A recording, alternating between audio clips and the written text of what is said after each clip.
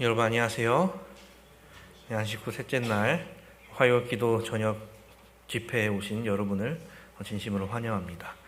우리에게 주신 하나님의 은혜가 이 시간 함께하기를 또한 간절히 기원합니다. 오늘 함께 살펴볼 말씀의 제목은 회복의 기록이라는 제목으로 함께 말씀을 나누어 보겠습니다. 예레미야 17장 1절, 2절, 그리고 14절과 22절을 제가 봉독해 올릴 때에 눈으로 함께 따라 읽어주시기 바랍니다. 예레미야 17장 1절과 2절 그리고 14절과 22절에 있는 말씀입니다. 유다의 죄는 금강석 끝 철필로 기록되되 그들의 마음판과 그들의 단뿔에 새겨졌거늘 그들의 자녀가 높은 매 위 푸른 나무 곁에 있는 그 단들과 아세라들을 생각하도다. 여호와여, 주는 나의 찬송이시오니 나를 고치소서. 그리하시면 내가 낫겠나이다. 나를 구원하소서. 그리하시면 내가 구원을 얻으리이다. 안식일에 너희 집에서 짐을 내지 말며 아무 일이든지 하지 말아서 내가 너희 열조에게 명함같이 안식일을 거룩히 할지어다. 아멘. 우리가 지난 시간 살펴봤던 예레미야 16장의 말씀은 참된 평안, 그리고 참된 기쁨을 얻을 수 있는 곳을 내버려 두고 그저 잔치집과 상갓집만 돌아다니는 이스라엘 백성들에게 전하는 메시지였습니다. 하나님의 말씀이 있는 곳에 나아가기보다 잠깐의 흥을 찾아 나아가는 이스라엘 백성들에게 다시 돌아오라라고 하는 어떻게 보면 경고가 담긴 메시지가 전해져 있었죠. 현대인들 역시 참된 쉼을 얻지 못한 채 이곳 저곳을 기웃거리는 것을 우리는 여러 매체를 통해 듣고 있습니다. 그런 세상 가운데 살아가고 있는 우리가 믿어야 할 것, 그리고 나아가야 할 곳은 하나님의 말씀이라는 것을 우리가 함께 나누었었습니다. 오늘 이 시간은 회복의 기록이라는 제목으로 예레미야 17장에 있는 말씀을 살펴보려고 합니다. 오늘 본문은 유다의 민족적인 죄가 어디에 기록되어 있는지를 정확하게 지적하면서 시작을 하죠. 오늘 본문 1절, 2절입니다. 유다의 죄는 금강석 끝 철필로 기록되되 그들의 마음판과 그들의 단뿔에 새겨졌거늘 그들의 자녀가 높은 매 위 푸른 나무 곁에 있는 그 단들과 아세라들을 생각하도다. 고대 사회에서는 우리가 사용하는 이 종이가 있지 않기에 파피루스라던가 혹은 이 양피지에 글자를 적어 넣었습니다. 그리고 그보다 더 중요한 것들을 돌이나 점토에 새겨 넣었죠. 그 가운데 가장 중요해서 자손 대대로 보존하기 위해서는 바위나 금속판에 금강석으로 기록하는 방법을 사용했습니다. 욥 또한 가장 중요한 내용은 그렇게 철필로 금속 문자로 새겨서 영구히 남기고 싶다라고 이야기하기도 했죠. 금강석은 광물의 강도에서 가장 단단한 강도를 자랑하는 물질이죠. 다른 이름으로 우리는 다이아몬드라고 부릅니다. 이 다이아몬드라는 이름의 유래는 부서지지 않는다라는 의미를 갖고 있습니다. 가장 단단한 금속인 다이아몬드 철필로 유다의 죄가 기록되었다라고 이야기하죠. 이것은 그들의 죄악의 모습이 굳어져서 결코 깨질 수 없는 다이아몬드와 같았다라고 이야기하는 것입니다. 다이아몬드로 된 철필로 기록하는 것은 매우 특별한 일이죠. 다이아몬드가 아니면 기록이 안 되는 곳이 아니면 안 하는 것이 일반적일 것입니다. 그렇게 금강석 철필로 죄를 기록한 장소를 우리는 주목해야 하는 것이죠. 먼저 본문은 금강석 철필로 마음판에 기록하였다라고 이야기를 합니다. 마음에 있는 판이란 우리가 잘 알듯이 물리적인 장소, 어떤 종이나 어떤 장소가 아닙니다. 눈으로 직접 확인할 수 없는 곳이죠. 하지만 이곳은 눈으로 보이는 것보다 더 중요한 것을 나타냅니다. 그 사람의 마음에 무엇이 기록되어 있는가에 따라서 그 사람의 모습이 결정되기 때문입니다. 마음에 기록되는 것이 사람의 생활 양식이 되어버리는 것이죠. 그런 마음판에 유다는 금강석 철필로 죄를 새겨 놓았다라고 말하고 있습니다. 그들의 모습에서 죄의 모습이 그들의 생활 모습 가운데서 나타내 보였던 것이죠. 또 한 곳은 속죄의 제사를 드리던 제단의 뿔이라고 이야기합니다. 이것은 아무리 속죄의 제사를 드린다 할지라도 그들의 죄는 절대로 사라지지 않는다라는 것을 의미하기도 합니다. 유다의 죄가 기록된 곳은 죄의 영향에서 살아갈 수밖에 없는 필연적인 두 장소에 기록이 되어 있습니다. 그리고 그러한 모습이 이제 계속해서 이어져 내려가게 되죠. 본문 2절에서 그들의 자녀들이 아세라를 생각하게 되었다라고 이야기를 합니다. 그들의 마음과 제단에 기록된 그들의 죄가 강하게 새겨져 있기에 그 죄의 영향이 그 대에서 끝나는 것이 아니라 후손들, 자손에게까지 이루어지고 있다는 것입니다. 그들의 모습에서 더 이상 여호와의 모습이, 하나님의 백성으로서의 모습이 더 이상 보이지 않았던 것입니다. 그들은 주님으로부터 완전히 멀어져 버렸습니다. 그런데 슬픈 사실은 오늘을 살아가는 그리스도인이라고 불리는 사람들의 모습도 이와 같다는 것입니다. 그리고 오늘 우리의 모습이 혹시 이와 같지는 않은지 우리는 생각해 봐야 합니다. 그리스도를 믿노라라고 공언하는 사람들은 이 세상에 정말 많습니다. 하지만 그들 마음속에는 과연 무엇이 새겨져 있을까요? 그리고 오늘 우리의 제단에 새겨진 죄는 또 무엇일까요? 남방 유다의 마음판에는 금강석 철필로 죄가 아주 깊게 새겨지게 됩니다. 마음에 새겨진 죄는 개인적이며 제단에 새겨진 죄는 공동체에서 나타나는 죄를 뜻합니다. 마음의 죄가 새겨진 그들의 양심에는 이제 더 이상 신앙적인 양심이 없었습니다. 그리고 그 모습이 행동에서 드러나게 되었습니다. 그렇다면 오늘 우리들의 마음에는 무엇이 기록되어 있습니까? 오늘날 마음판에 죄가 기록된 대표적인 모습이 바로 이기심이라는 것입니다. 자기 자신만을 알게 되는 것 말입니다. 모든 가치가 나라는 그 자신에게만 집중되는 현상을 이야기하는 것이죠. 그렇다면 공동체라고 다를까요? 공동체 또한 이기심의 마음을 분명 가지고 있습니다. 공동체라고 해서 다른 이들을 무조건 배려하는 모습을 찾아보는 것은 쉽지 않죠. 특별히 오늘 본문은 제단 뿔에 죄가 기록되어 있다라고 말하고 있습니다. 제단은 속죄를 위한 장소이고 하나님을 만나는 장소입니다. 현대에는 이러한 장소가 어디가 될까요? 바로 교회가 대표적인 예로 들어지겠죠. 교회는 율법이 나타나는 장소입니다. 하나님의 사랑이 드러나는 장소입니다. 서로에게 희생하고 배려하고 도와줘야 하는 공동체입니다. 하지만 최근 많은 교회는 여러 가지 문제로 인해 연합의 모습이 아니라 갈등의 모습을 보여주고 있다는 것입니다. 그렇다면 우리는 이기심에서 벗어난 모습을 드러내고 있습니까? 이기심이 없는 사람은 아마 없을 것입니다. 애초에 집단 이기주의라는 말이 생기며 님비 현상이나 핀피 현상같이 집단의 이기심이 발생하는 단어들이 있을 정도로 사람에게 있어서 이 이기심이라는 것은 뗄래야 뗄 수 없죠. 그 마음에 죄가 기록되어 있으므로 그 죄로 인해 사람들은 이기심에서 벗어나지 못하고 있습니다. 그렇다면 우리의 마음에는 무엇이 기록되어야 할까요? 예레미야 31장 33절은 우리 마음에 기록되어야 할 것에 대해서 명확한 해답을 이렇게 제시하고 있습니다. 나 여호와가 말하노라.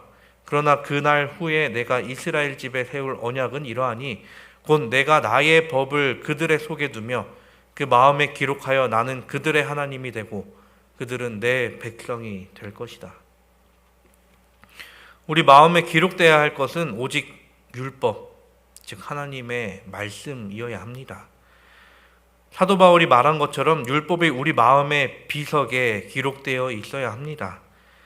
이제 말씀 그대로 믿는 자들의 심령에 이제 성령께서는 율법을 기록하실 것이죠.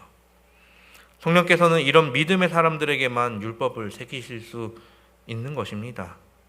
생명이 위급할지라도 하나님의 계명과 예수의 믿음을 지키려는 자들의 생각과 마음 속에만 하나님의 율법은 새겨질 것이라는 사실을 우리는 잊지 말아야 합니다.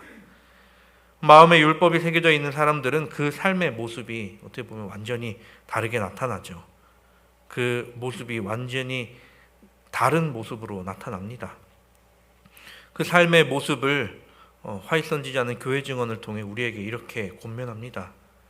수치나 하나님의 율법을 범하는 것보다는 죽음을 택하겠다는 것이 모든 그리스도인의 구호가 되어야 한다.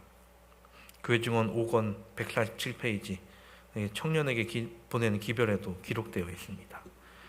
마음에 율법이 기록된 사람들의 삶의 모습은 그 율법에서 벗어나는 것을 죽는 것보다 더 두려워하는 모습이 나타납니다. 바꿔 말하면 율법이 말하는 하나님을 사랑하고 이웃을 사랑하는 모습이 그들 삶에서 나타나는 것이죠.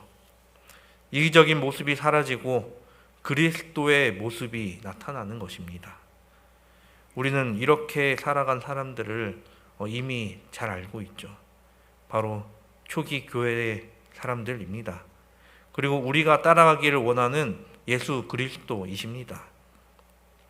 오늘 우리가 그들의 모분을 따라 마음에 하나님의 말씀이 깊게 기록되어 말씀의 사람이 되기를 간절히 소망합니다. 이제 마음판에 죄가 새겨진 남방 유다에서 예레미야는 그대로 끝을 내는 것이 아니라 회복을 구하게 됩니다. 하지만 그의 기도는 조금 특이하죠. 오늘 본문 14절을 함께 보시겠습니다. 여호와여, 주는 나의 찬송이시오니 나를 고치소서. 그리하시면 내가 낫겠나이다. 나를 구원하소서. 그리하시면 내가 구원을 얻으리이다. 예레미야가 간구한 것은 민족의 회복, 모든 거민들의 회복이 아니었습니다. 그가 구한 것은 어떻게 보면 굉장히 협소한 범위의 회복을 간구하죠. 자기 자신이라는 나를 넣으면서 말입니다. 근데 화이트 선지자는 말하기를 복음의 진수는 회복이다라고 이야기를 합니다. 왜 이런 말을 했느냐? 왜 예레미야는 이렇게 이야기했느냐? 가장 먼저 되어야 할 존재가 자신이었기 때문이었습니다. 세상이 악하면 악할수록 세상을 그리고 그들을 비난하는 것이 아니라 나 자신을 되돌아보고 나 자신의 회복을 하나님께 구해야 하는 것이죠. 회복을 원하는 예레미야에게 하나님께서는 그 방법을 말씀하십니다. 오늘 본문 22절이죠. 안식일에 너희 집에서 짐을 내지 말며 아무 일이든지 하지 말아서 내가 너희 열조에게 명함같이 안식일을 거룩히 할지어다.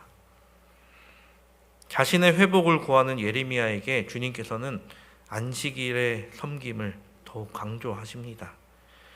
즉 사람은 안식일을 통해 회복을 경험하게 된다는 것이죠. 하지만 오늘날의 현실은 안식일에 대한 인식이 많이 사라진 것이 사실입니다. 영감의 글은 이 문제에 대해서 확실하게 증언하고 있습니다. 예수께서 법궤가 있는 지성소의 문을 열어놓으신 이래 십계명은 하나님의 백성들에게 줄곧 빛을 비추고 있었으며 그들은 안식일 문제로 시험을 받고 있었다. 지성소의 문이 열린 이후로 안식일 문제로 시험을 받고 있다는 것은 안식일을 지키는 것이 계속해서 도전받는다라는 것입니다. 선지자는 계시 가운데 넷째 계명이 다른 모든 계명보다 유난히 광채나는 것을 보았다라고 하였습니다. 왜 넷째 계명만이 유난히 빛이 났을까요? 그것은 선과 악의 대쟁투가 이 계명에 의해서 종결될 것이며 대쟁투의 개정점이 바로 이 넷째 계명에 초점이 맞추어질 것이기 때문입니다. 우리는 그 시간을 거룩하게 구별해서 안식일을 지켜야 합니다. 그렇게 성수할 수 있는 방법은 하나이죠. 그것은 바로 안식일을 잘 준비하면서부터입니다. 출애굽기 16장을 통해 안식일을 잘 준비한 자들과 그렇지 않은 자들의 차이를 우리에게 보여주죠. 출애굽기 16장 23절부터 27절을 제가 잠시 읽겠습니다. 모세가 그들에게 이르되 여호와께서 이같이 말씀하셨느니라. 내일은 휴식이니 여호와께서 거룩한 안식일이라. 너희가 구울 것은 굽고 삶을 것은 삶고 그 나머지는 다 너희를 위하여 아침까지 간수하라. 그들이 모세의 명대로 아침까지 간수하였으나 냄새도 나지 아니하고 벌레도 생기지 아니한지라. 6일 동안은 너희가 그것을 거두되 제7일은 안식일인즉 그 날에는 없으리라 하였으나 제7일에 백성 중 더러가 거두러 나갔다가 얻지 못하니라. 출애굽하여 이스라엘 백성이 광야 생활을 할 때에 하나님께서는 그들에게 먹을 것으로 만나를 내려 주십니다. 그런데 우리가 잘 알듯이 안식일에만 하나님께서는 만나를 내리지 않으셨다는 것입니다. 하지만 안식일에 내리지 않음으로 인해 그들이 음식물로 곤란한 일을 겪었느냐 하면 그렇지 않음을 우리는 잘 알고 있죠. 하나님께서는 안식일 전날 2배의 만나를 내려주셨기 때문에 그들은 그 모든 것들을 간직하여 안식일을 지내게 되었습니다. 하지만 안식일 전에 만나를 준비하지 못한 이들은 안식일에 밖으로 나가봤자 아무것도 얻지 못하였던 것이죠. 이스라엘 백성 중에 하나님께서 명하신 대로 안식일을 지킨 사람은 안식일을 풍성하게 보낼 수 있었습니다. 하지만 안식일을 준비하지 않는 백성들은 같은 안식일을 맞이해도 어떻게 보면 좀 곤란한 배고픈 안식일을 보내야 했었습니다. 이것은 우리에게도 마찬가지일 것입니다. 우리가 안식일에 하나님과 동행하는 축복을 마음껏 누리기 위해서는 안식일을 철저히 준비해야 하는 것이죠. 우리의 주변과 우리의 마음을 정리하고 또 준비해서 축복의 시간으로 들어가야 합니다. 이처럼 금요일에 잘 준비하는 것으로 우리는 충만한 안식일을 회복의 안식일을 경험할 수 있게 됩니다. 유대인들은 안식일을 철저히 지키기 위해 금요일 오후 3시만 되면 그들의 모든 것을 정리하고 안식일에 들어갈 준비를 한다고 하죠. 예수님을 믿지 않는 그들도 그렇게 안식일을 잘 준비하는데 예수님을 믿고 또 그분의 삶을 따르는 우리가 제대로 지키지 않는다는 것은 있어서는 안 될 일이겠죠. 초기 문집 254페이지는 우리에게 이렇게 이야기합니다. 예수께서 지성소의 문을 여실 때 나는 안식일에 대한 빛을 보았다. 그것으로 이스라엘 백성들이 하나님의 율법을 지키는지 지키지 않는지를 시험받았던 것처럼 하나님의 백성들이 시험을 받았다. 1844년 이후 이 땅에 살고 있는 하나님의 남은 백성들은 무너진 하나님의 율법을 수호하는 자로서 부름받아 살아가고 있습니다. 다시 말해 안식일을 회복하며 그 날을 존귀하게 여기며 또 거룩하게 지킴으로 온 땅에 하나님의 영광을 드러내기 위하여 한 백성을 부르신 것이죠. 그러나 슬픈 일은 하나님의 안식일을 지키노라고 하는 백성들 때문에 하나님은 수치를 받으신다는 사실이 얼마나 슬픈 일인가요? 선지자는 말하기를 많은 공언하는 안식일 준수자들이 생각하는 것보다 안식일은 훨씬 더 신성하다. 안식일을 의문이나 정신면에 있어서 계명에 따라 지키지 않는 자들로 말미암아 주께서는 크게 수치를 받아오셨다. 하나님께서는 안식일 준수의 개혁을 요구하신다. 안식일은 하나님의 인이요 충성의 시금석인 안식일이 그 날을 지키노라고 하는 백성들로 인하여 수치를 당하신다는 말씀은 오늘날 재림 성도들은 깊이 생각해 봐야 할 문제일 것입니다. 지난 여름 저는 부가테지의 캠포리를 다녀왔습니다. 부가테지의 캠포리는 지금까지 3번 개최되었는데요. 1회는 12년도에 한국에서 열리게 되었고 2회는 17년도에 대만에서 열렸었습니다. 그리고 올해 3회 캠포리가 우리나라에서 열렸었죠. 당시 비슷한 시기에 세계 잼버리 대회도 있었습니다. 근데 세계 잼버리 대회는 논란이 정말 많았는데 반해 우리 캠포리는 큰 문제 없이 아주 잘 치러졌었습니다. 저는 거기서 이제 부스 활동을 지원하는 역할을 했었습니다. 캠포리가 이 운영을 해보면 정말 쉬운 일이 하나도 없었던 것 같습니다. 저는 어떻게 보면 말단으로 참여했지만 날씨가 매우 덥기도 했고 코로나나 독감 등 여러 위험 요소가 있었습니다. 그럼에도 불구하고 패스파인더 대원들이 정말 많이 참여한 것을 보게 되었던 것이죠. 마지막 안식일 때 36대 강당의 모든 자리가 빈자리 없이 가득 들어찼고 이를 중계하는 한국삼육고등학교 강당도 있었다는 것을 보면서 정말 놀라웠습니다. 게다가 우리나라 사람들만 있었던 것이 아니라 대만, 일본, 몽골 그리고 미국에서까지 참여한 것을 함께 경험했었습니다. 우리는 그들과 같이 모두 재림교인입니다. 우리 재림교회만이 가진 특수한 교리들이 여러 개 있지만 세상 사람들은 우리를 볼 때 세상과 다른 예배일만을 보고 우리를 안식일 교인이라고 부릅니다. 그도 그럴 것이 다른 교회들과 다르게 아주 긴 이름, 제7일 안식일 예수 재림교라는 이름 맨 앞에 오는 것이 이제 제7일 안식일이기 때문입니다. 우리에게 안식일은 우리의 정체성이고 절대 타협할 수 없는 확고한 진리이기도 합니다. 그런데 우리는 그런 안식일을 어떻게 지켜가고 있습니까? 물론 화요일에도 교회를 향하여 발걸음을 옮기시는 여러분께 안식일을 지키는 것에 대해 더 말해 무엇이 있겠습니까? 예전 주 5일제가 없던 시절에는 안식일을 위해 많은 것을 포기하셨을 어른들이 계심을 저는 들어서 알고 있습니다. 그만큼 안식일을 중요하게 여겼고 어떻게 보면 목숨과 같이 지키던 때가 있었습니다. 물론 저는 그런 것을 경험하지 못하고 어떻게 보면 되게 편안하게 안식일을 지켜온 세대이긴 합니다. 그만큼 예전에는 안식일의 값어치가 크게 느껴질 때가 있었습니다. 하지만 지금은 우리가 너무나도 쉽게 안식일을 지킬 수 있을 때가 되었죠. 그로 인해 발생하는 부작용은 안식일의 값어치가 너무나도 값싼 것처럼 느껴지게 되었다는 것이죠. 이것은 아마 사단의 계략일 것입니다. 예전에는 안식일을 위해 지불해야 할 것이 큰 만큼 안식일을 지키는 것에 대해 아주 소중히 여겼지만 지금은 안식일을 위해 지불해야 할 것은 아주 보면 작아진 것에 불과한 만큼 안식일을 귀하게 여기지 못하고 있는 것이 아닐까 생각해 봅니다.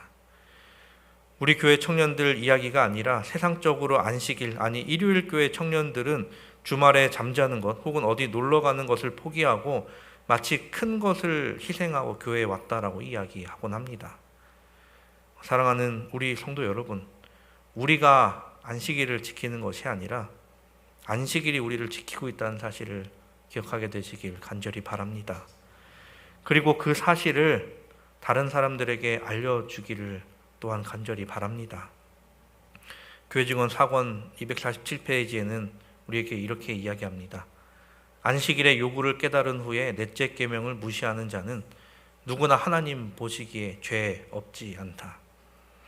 이처럼 문자적으로 넷째 계명을 준수해야 하는 것은 머지않아 선악의 대쟁투에서 안식일의 준수가 투쟁의 개정점이 될 것입니다. 그러므로 정신적으로나 육체적으로 안식일을 준수하는 일에 훈련되지 않는 자들은 어떻게 보면 짐승에게 굴복하기 쉬워질 것입니다. 대쟁투 452페이지에는 우리에게 이렇게 이야기합니다.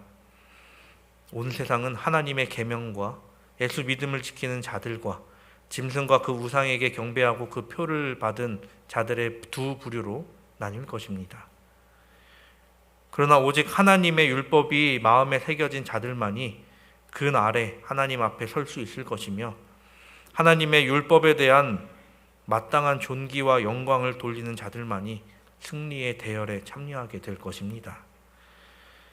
계시록 13장 15절은 이야기합니다. 저가 권세를 받아 그 짐승의 우상에게 생기를 주어 그 짐승의 우상으로 말하게 하고 또 짐승의 우상에게 경배하지 아니하는 자는 며칠든지 다 죽이게 할 때 재림 성도인 우리는 어떻게 할 것입니까? 어떤 사람들이 생각하듯 지금은 이렇지만 그때는 정말 믿음 생활 잘하리라 라고 혹시 생각하고 있지는 않습니까? 그러나 그때가 오면 이미 때가 늦었을지 모르겠습니다. 은혜가 풍성한 오늘이라는 이 시기에 하나님의 율법이 마음과 생각에 기록된 사람들만이 그때에도 굳게 서게 될 것입니다. 하나님의 이름을 우리의 삶에 그리고 우리 마음에 지워지지 않게 강하게 새기고 그에 합당한 삶을 사는 우리 모두가 되기를 간절히 바랍니다. 우리의 삶이 하나님과 연결되어 하나님께서 보시기에 좋았더라라는 삶을 삶으로 하나님께서 이 땅을 창조하신 목적을 우리의 삶 속에서 이루는 그러한 삶을 사는 우리 모두가 되기를 간절히 바랍니다. 제7일 안식일 예수 재림 교인으로서 하나님께서 우리에게 베풀어 주신 그 은혜를 또 누리고, 우리가 그리스도와 같은 삶을 살며 그리스도의 율법을, 하나님의 율법을 우리 삶 속에서 발현시키는 그런 아름다운 삶을 사는 우리 모두가 되기를 바라며 오늘 말씀을 드리도록 하겠습니다.